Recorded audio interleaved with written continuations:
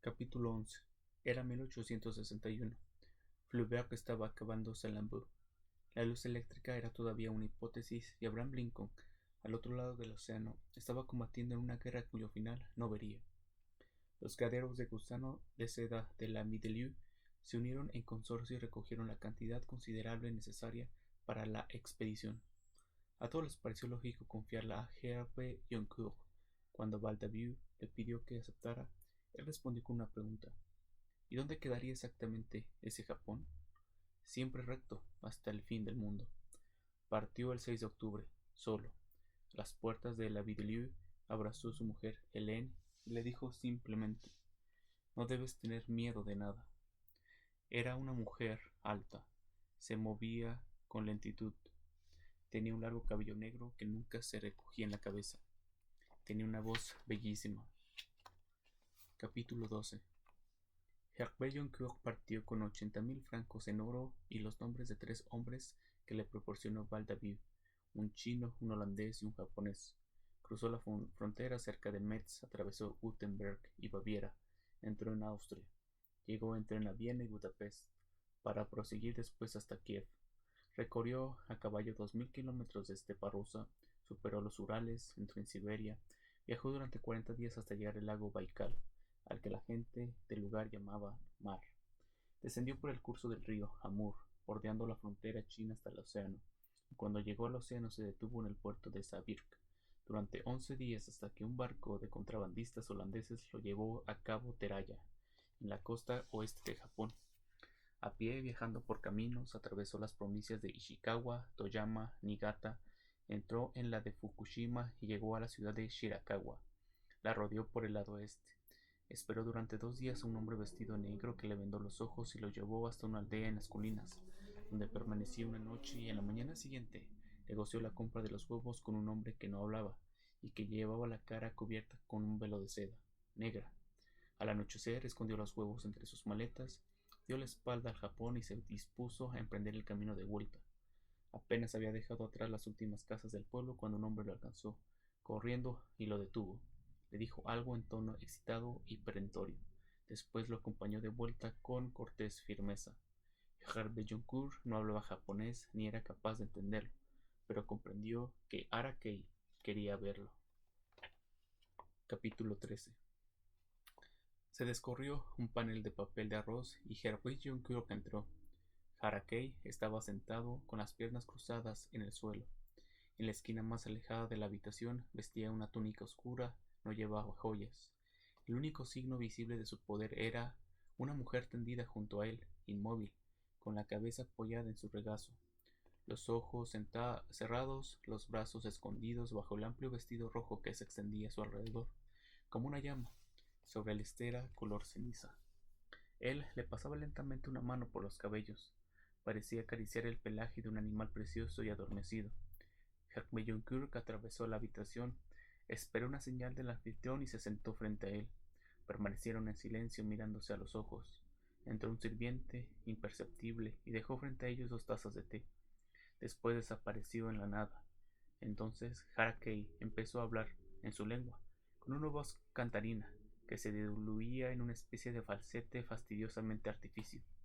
Hervé Joncourt escuchaba, mantenía sus ojos fijos en los de Harakei y solo por un instante, casi sin darse cuenta, los bajó hasta el rostro de la mujer. Era el rostro de una muchacha joven. Volvió a levantarlos. Harakei se detuvo, levantó una de las tazas de té, la llevó a los labios, dejó pasar unos instantes y dijo: intentad explicarme quién sois. Lo dijo en francés, arrastrando un poco las vocales, con una voz ronca y veraz. Capítulo 14. El hombre más inexpugnable de Japón, al amo de todo lo que el mundo conseguía arrancar de aquella isla. Hervé Joncourt intentó explicarle quién era. Lo hizo en su lengua, hablando lentamente sin saber con precisión si Harakei era capaz de entenderlo. Instintivamente renunció a cualquier clase de prudencia, refiriendo simplemente sin invención y sin omisiones todo aquello que era cierto. Expondía uno tras otro pequeños detalles y cruciales acontecimientos con la misma voz y con gestos apenas esbozados, imitando el hipnótico discurrir melancólico y neutral de un catálogo de objetos salvados de un incendio. Harakei escuchaba, sin que la sombra de un gesto descompusiera los rasgos de su rostro. Mantenía los ojos fijos en los labios de Herr Billinger, como si fueran las últimas líneas de una carta de despedida. En la habitación todo estaba tan silencioso e inmóvil que parecía un hecho desmesurado lo que se aqueció inesperadamente y que sin embargo no fue nada. De pronto, sin moverse, lo más mínimo, aquella muchacha abrió los ojos. Herr Beilenkirch no dejó de hablar, pero bajó la mirada instintivamente hacia ella, y lo que vio, sin dejar de hablar, fue que aquellos ojos no tenían sesgo oriental y que se hallaban dirigidos con una intensidad desconcertante hacia él, como si desde el inicio no hubiera hecho otra cosa por debajo de los párpados. Herr Beilenkirch dirigió la mirada a otra parte con toda la naturalidad de que fue capaz, intentando continuar su relato sin que nada en su voz pareciera diferente. Se interrumpió solo cuando sus ojos repararon en la taza de té posada en el suelo frente a él. La cogió con una mano, la llevó hasta los labios y bebió lentamente. Reprendió su relato, mientras la posaba de nuevo frente a sí.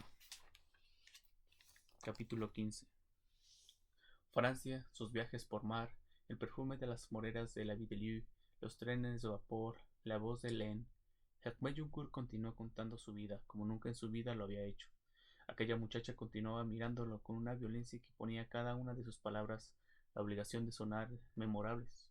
La habitación parecía ahora haber caído en una inmovilidad sin retorno, cuando de improviso y de forma absolutamente silenciosa, la joven sacó una mano de debajo del vestido, deslizándola sobre la estera ante ella.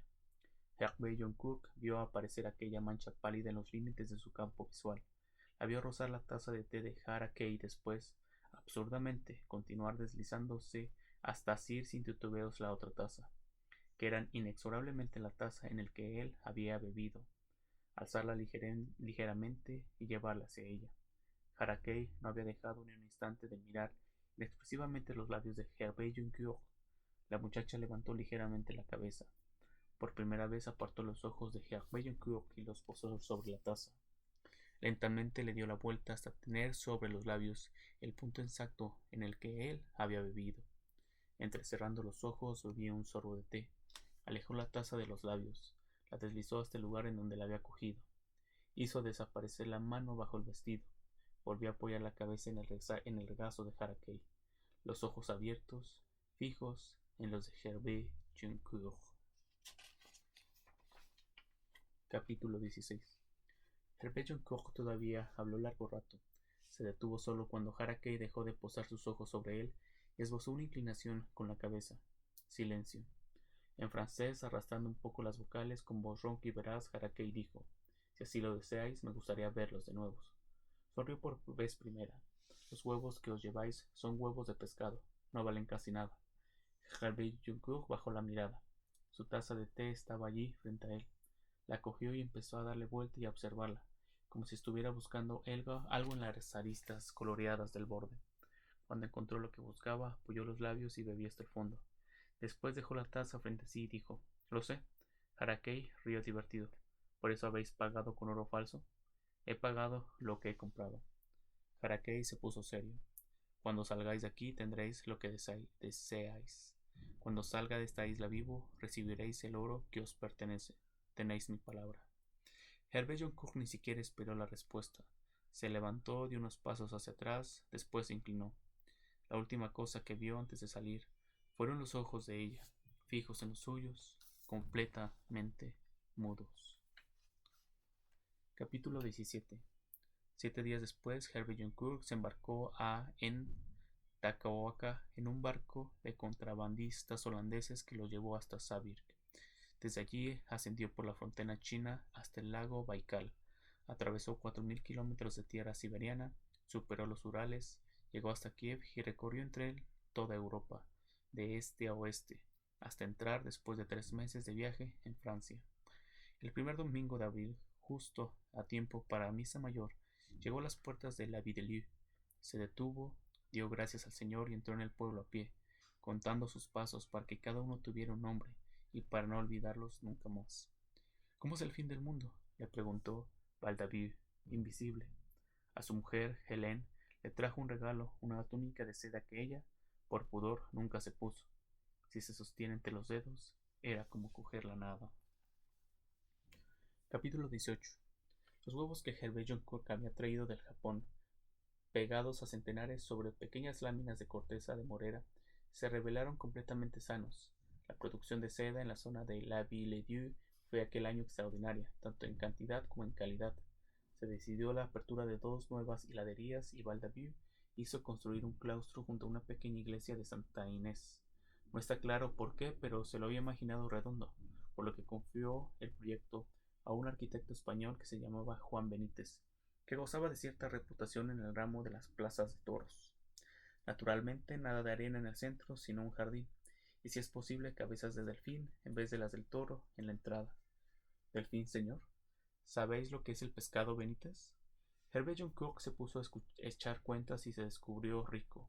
Adquirió 30 acres de tierra al sur de sus propiedades y ocupó los meses del verano para diseñar un parque donde sería leve y silencioso. Pasear, lo imaginaba visible como el fin del mundo.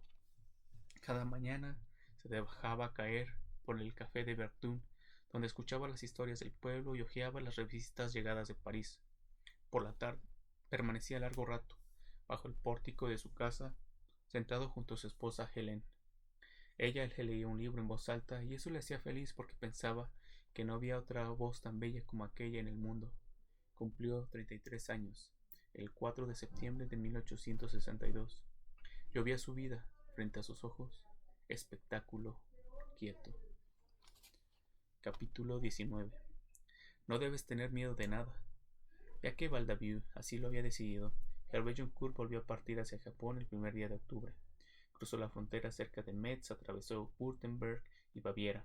Entró en Austria, llegó en tren a Viena y Budapest, para proseguir después hasta Kiev. Recorrió a caballo 2000 kilómetros de estepa rusa, superó los Urales, entró en Siberia. Viajó durante 40 días hasta llegar al lago Baikal, al que la gente del lugar llamaba el demonio. Descendió por el curso del río Amur, rodeando la frontera china hasta el océano, y cuando llegó al océano se detuvo en el puerto de Sabirk durante 11 días hasta que un barco de contrabandistas holandeses lo llevó a Cabo Teraya, en la costa oeste de Japón. A pie, viajando por caminos, atravesó las provincias de Ishikawa, Toyama, Niigata, entró en la de Fukushima y llegó a la ciudad de Shirakawa. La rodeó por el lado este. Esperó durante 2 días a un hombre vestido de negro que le vendó los ojos y lo llevó hasta la aldea de Harakei. Cuando pudo volver a abrir los ojos, se encontraba frente a dos sirvientes que cogieron sus maletas y lo condujeron hasta los límites de un bosque donde lo mostraron un sendero y lo dejaron solo. Herbert John Cook se puso a caminar entre las sombras que los árboles a su alrededor y por encima de él recortaban a la luz del día. Se detuvo solamente cuando de improviso la vegetación se abrió por un instante, como una ventana al borde del sendero. Se veía un lago unos 30 metros más abajo, y a la orilla del lago, tendidos en el suelo, de espaldas, Harakei y una mujer con un vestido de color naranja, el pelo suelto sobre los hombros. En el instante en que Herbert John Cook la vio, ella se dio la vuelta lentamente y por un momento, justo el tiempo de entrecruzar sus miradas. Sus ojos no tenían sesgo oriental y su cara era la cara de una muchacha joven. Herbert John Cook reemprendió el camino en la espesura del bosque y cuando salió del mismo se encontró al borde del lago. A pocos pasos delante de él, Harakei, solo, de espaldas, permanecía sentado inmóvil, vestido de negro. A su lado había un vestido de color naranja, abandonado en el suelo y dos sandalias de paja. Herbert John Cook se acercó. Minúsculas olas circulares depositaban el agua del lago en la orilla, como enviadas desde ahí lejos. Mi amigo francés, murmuró Harakei sin darse la vuelta. Pasaron horas sentados uno junto a otro, hablando y callando. Después Harakei se levantó y Herbert John Cook lo imitó. Con un gesto imperceptible, antes de enfilar el sendero, dejó caer uno de sus guantes junto al vestido del color naranja, abandonado en la orilla. Llegaron al pueblo cuando ya anochecía.